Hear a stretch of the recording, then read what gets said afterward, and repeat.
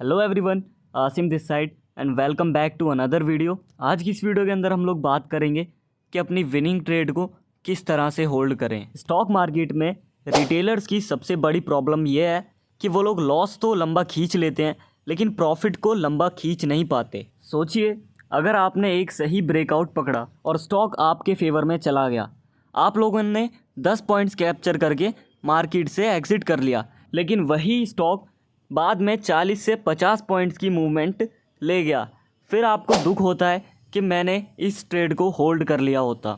आज की इस वीडियो के अंदर हम डिटेल में बात करने वाले हैं कि क्यों हम प्रॉफिट जल्दी ले लेते हैं और किस तरह हम लोग अपनी विनिंग ट्रेड को ज़्यादा टाइम तक होल्ड कर सकते हैं। अगर आप लोग इंटरडे ट्रेडर हो तो आप लोगों के ये वीडियो काफ़ी काम आने वाली है। इसमें मैंने आपके लिए एक पूरी कंप्लीट गाइड तैयार की है। तो चलिए आज की इस वीडियो को स्टार्ट करते हैं। सबसे पहला point, psychology behind early exit. सबसे पहले हम बात करेंगे कि हम प्रॉफिट क्यों जल्दी से बुक कर लेते हैं।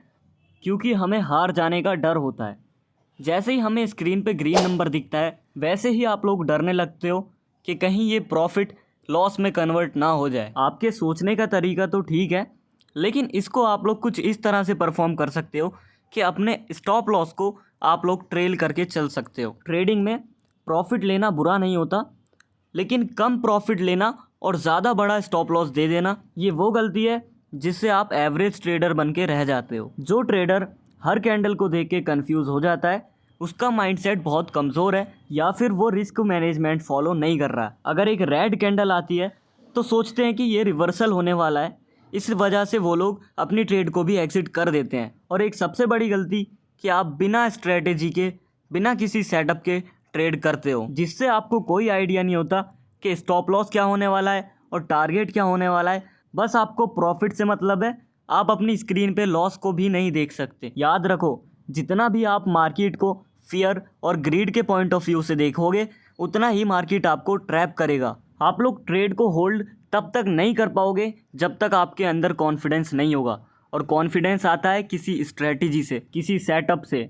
आपको एक सेटअप या फिर स्ट्रेटजी तैयार करनी है कि आपको अपनी कैपिटल का 5% या 10% प्रॉफिट बनाना है या फिर स्टॉप लॉस कितना लेना है, 1% या 2%, वो सब कुछ आप लोगों के हाथ में है। वो सब कैलकुलेट करने के बाद जब आप लोग ट्रेड में एंटर करोगे तो आपको अंदर से कॉन्फिडेंस आएगा। और ज़्यादा कन्फर्मेशन के लिए आप लोग मल्टी टाइम फ्रेम पे अपने ट्रेड्स को देख सकते हो या फिर कैंडल स्टिक पैटर्न्स देख सकते हो और वॉल्यूम चेक कर सकते हो। अब बात करते हैं स्टॉप लॉस और ट्रेल की, जिसमें सबसे पहला पॉइंट होने वाला है इनिशियल स्टॉप लॉस। मतलब आप लोगों को अपनी ट्रेड एग्जीक्यूट करने से पहले ही अपने स्टॉप लॉस को डिसाइड कर लेना है। उसके बाद जैसे ही आप लोगों को लगे कि प्राइस आपके फेवर में आ रहा है तो आप लोग अपने स्टॉप लॉस को ट्रेल कर सकते हो। चलिए मैं आपको एक एग्जांपल देता हूँ। मैंने एक स्टॉक में एंट्री ली, उस स्टॉक का प्राइस था 200 रुपये और वो बढ़ के 220 तक चला गया। मेरा स्टॉप लॉस उस टाइम पे 180 पे था, जिसको मैंने ट्रेल करके 200 पे कर दिया। अब ये ट्रेड मेरे लिए एक रिस्क फ्री ट्रेड होगा जिसमें मुझे सिर्फ और सिर्फ प्रॉफिट ही हो सकता है, लॉस का कोई चांस ही नहीं है। अगला पॉइंट है कि सबसे बड़ी गलती ट्रेडर्स ये करते हैं कि वो कोई risk to ratio reward follow नहीं करते। जैसे अगर आप लोग 10 पॉइंट का स्टॉप लॉस ले रहे हो तो आप लोगों का टारगेट कम से कम 1:2 या फिर 1:3 का होना चाहिए। मतलब आप लोगों को 20 या फिर 30 पॉइंट्स कैप्चर करने हैं या फिर उससे भी ज़्यादा आप लोग कैप्चर करो ट्रेलिंग एसएल को फॉलो करके। सोचो, अगर एक विनिंग ट्रेड आप लोगों को 3x प्रॉफिट देता है तो वो आप लोगों के 2 स्टॉप लॉस को कवर कर लेगा। ये होती है स्मार्ट ट्रेडिंग। अब बात करते हैं सबसे इम्पोर्टेंट चीज़ की, माइंडसेट की। मार्केट में पैसा जल्दी डिसीजन से नहीं बल्कि सही डिसीजन से और डिसिप्लिन से बनता है। एक ही बड़ा ट्रेड आपके पूरे वीक का या फिर मंथ का टारगेट अचीव कर सकता है, लेकिन एक बुरा ट्रेड जो आप लोगों ने डिसिप्लिन को तोड़ के लिया होगा वो आपका पूरा कैपिटल भी उड़ा सकता है।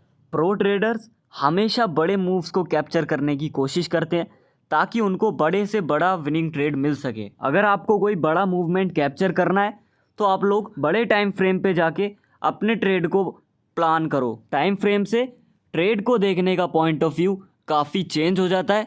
अगर आप लोग 1 मिनट का टाइम फ्रेम देखोगे तो उसमें इतनी जल्दी जल्दी मूव्स आ रहे होंगे कि आप लोगों को लगेगा कि ये मार्केट साइडवेज है, कभी लगेगा कि ऊपर जा रहा है, और वहीं अगर आप लोग उसको थोड़ा बड़े टाइम फ्रेम पे देखोगे तो आप लोगों को एक डायरेक्शन दिखेगी कि मार्केट किधर जा रहा है, ऊपर जा रहा है या फिर नीचे जा रहा है। लॉन्ग टर्म को चेज़ करोगे तो शॉर्ट टर्म खुद ही चेज़ हो जाएगा। अगर आप लोगों को टाइम फ्रेम पे एक वीडियो चाहिए तो इस वीडियो पे आप लोग 10 लाइक्स कंप्लीट करवा दो, मैं उसके ऊपर एक वीडियो ले आऊँगा। और अगर आप लोगों को एक पर्टिकुलर अपनी स्ट्रेटजी बनानी है तो आप लोग किसी एक टाइम फ्रेम को मास्टर कर सकते हो, जैसे 5 मिनट, 10 मिनट, 15 मिनट या फिर 1 मिनट के टाइम फ्रेम को भी आप लोग मास्टर करके उससे कोई एक स्ट्रेटजी बना सकते हो।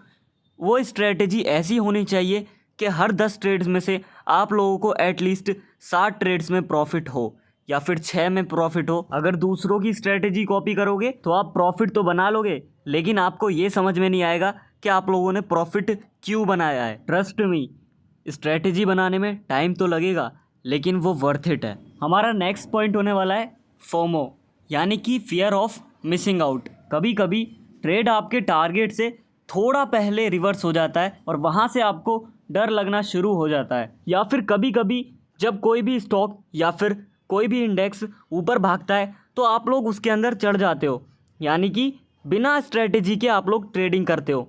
ये भी फोमो का पार्ट है। आप चाहते हो कि सिर्फ और सिर्फ आपको प्रॉफिट मिले, आपको यहाँ पर सीखने से कोई मतलब नहीं है। अगर आप भी इस माइंडसेट के साथ आ रहे हो तो स्टॉक मार्केट से दूर रहने में ही भलाई है। बाकी आज की वीडियो के अंदर बस इतना ही। मिलते हैं एक नई वीडियो के साथ। अगली वीडियो मैं किस टॉपिक पर लाऊं आप लोग मुझे कमेंट सेक्शन में ज़रूर बताना।